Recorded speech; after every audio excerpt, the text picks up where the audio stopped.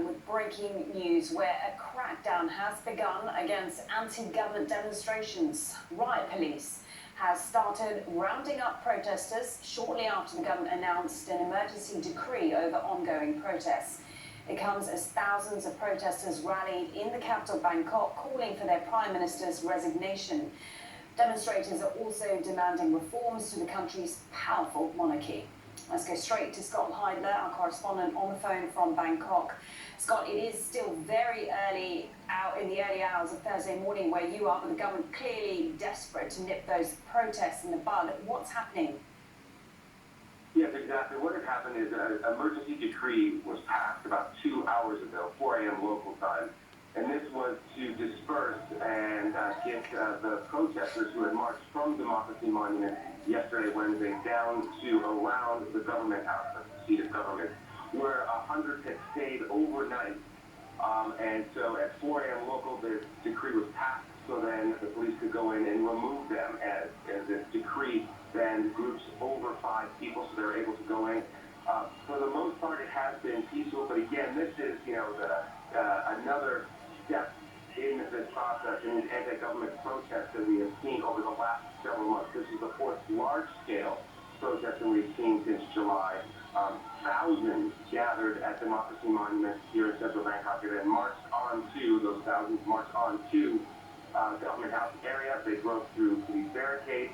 They bunkered in, if you will, for most of the night until this emergency decree came through. Again, for the most part, it seems as though things have gone peacefully. We do know that 2 of the main student protest leaders of this movement, that again is a couple of months old, have been arrested as well.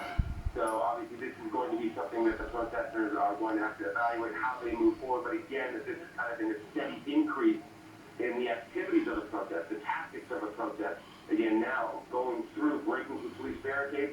But as we're hearing now, most of those who spent the night around Government House are now being taken away and removed. Let me pick you up on that. I mean, we're looking at live pictures of Bangkok, huge police presence. They're clearly prepared for anything. You mentioned those 2 student leaders that have been arrested. Is that likely to dampen the enthusiasm of protesters, which we've seen in full force over the last couple of weeks? I think it'll definitely prompt them to rethink how they execute their tactics, if you will, because they've used a bunch of different ways to come out and stage their protests. There have been silent protests at schools with young students. There have been large-scale protests where they have joined forces with the so-called red shirts, who are a populist protest movement, a democracy government movement that has been going on for quite some time. So their tactics have been varied, if you will. This probably will prompt them to rethink how they've been doing things, how things went yesterday. But then when you look at that on a larger scale of things, what they're able to do and what the attention was drawn to what they were doing on Wednesday through Thursday, is that they got attention to this, global attention to what they see as unjust government, unjust balance of the economy here in Thailand. It's been going on for years and years now. That's why this is led by the young people.